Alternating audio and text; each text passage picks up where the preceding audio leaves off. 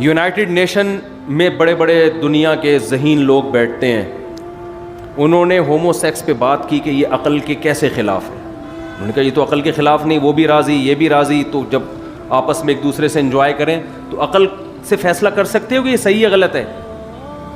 10 سال آپ لڑتے رہو گے, بحث کرتے رہو گے, عقل اس بارے میں اندھی ہو جائے گی, خاموش ہو جائے گی, وہ سوچتی رہے گی مگر کسی نتیجے پر نہیں پہنچے گی. زنا ہونا چاہیے یہ معاشرے میں, نکاح ہونا چاہیے. اگر آپ عقل سے فیصلہ کرو تو قیامت آ جائے گی, آپ نہیں فیصلہ کر سکتے. بھائی وہ لڑکی بھی راضی ہے, مرد بھی راضی ہے, تو کیا ہو رہا ہے اس میں, کیا حرج ہے. اچھا یہ لوگ وہاں قانون سازی کرتے ہیں جہاں ان کو یہ خطرہ ہوتا ہے کسی پہ ظلم نہ ہو جائے. حالانکہ اگر عقل سے فیصلہ کیا جائے تو جبری زنا بھی جائز ہونا چاہیے, کیونکہ جانور تو جبرن بھی کر رہے ہوتے ہیں یہ کام, لیکن وہاں آ کے کہتے ہیں دنیا میں فساد پھیل جائے گا.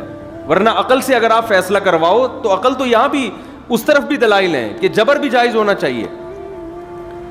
تو بہت سارے مواقع ایسے ہیں جہاں انسان کا بچہ اس وقت تک نہیں بن سکتا جب تک اس کو صحیح طور پر گائیڈنس نہ ملے. قرآن کا یہ دعویٰ ہے کہ انسان پیغمبروں کی تعلیمات کے بغیر انسان کا بچہ بن ہی نہیں سکتا. ایک حد تک آپ کی عقل آپ کو گائیڈ کرے گی, اس کے بعد عقل ہتھیار ڈال دے گی. وہ کہے گی بھائی مجھے نہیں پتا, مجھے کوئی بتائے گا اور میں اس کی تقلید کروں گا. اسی وجہ سے اللہ نے سب سے پہلے شخص کو پیغمبر بنایا ہے, آدم علیہ السلام کو. اگر دنیا میں ایک انسان پیغمبر کے بغیر آ جاتا, اس کے پاس ہدایت نہ ہوتی, وہ ٹھوکریں کھاتا کہ مجھے نکاح کر کے زندگی گزارنی ہے یا زنا کرنا ہے, اور اس کی عقل اس کو کبھی بھی نکاح کی طرف لے کر نہ آتی. آپ اگر جنگل میں کچھ لوگوں کو چھوڑ دینا, یہ ہمارے بعض ماہر نفسیات ایک نمبر کے پھینکو ہوتے ہیں. ایک ماہر نفسیات سے کسی نے پوچھا کہ نکاح دنیا میں کب رائج ہوا. مذہب کے پاس تو اس کا جواب آسان ہے کہ سب سے پہلے تو لوگوں میں نکاح ہی تھا, بعد میں زنا آیا. جیسے جیسے دنیا میں عقل پرستی کا دور آیا ہے نا, عقل استعمال کرنا شروع کی ہے, پیغمبروں کی تعلیمات سے دور ہوئے تو زنا عام ہوا ہے. آپ جتنا ماضی میں جائیں گے آپ کو نکاح کا رواج اتنا نظر آئے گا. حالانکہ ترقی کم ہے, نالج کم ہے, تعلیم کم ہے, لیکن تہذیب آپ کو نظر آئے گی نکاح والی. تو ماہر نفسیات سے کسی نے پوچھا, انہوں نے کہا کہ 4000 سال پہلے نکاح کا رواج دنیا میں آیا ہے. پتہ نہیں کسی گورے کی کتاب میں پڑھ لیا ہوگا.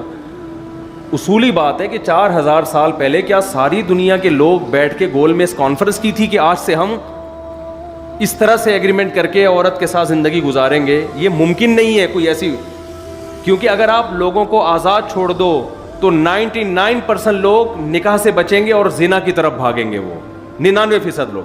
اس سے پتہ چلتا ہے کہ ان کو کسی ایک طاقت نے اس پر مجبور کیا ہے, اور وہ پیغمبروں کی طاقت تھی جنہوں نے ان کو معجزے دکھا کر اپنی نبوت پر ایمان لا کر ان کو زنا کے بارے میں ڈرایا کہ یہ کس قدر عذاب ہے اس میں.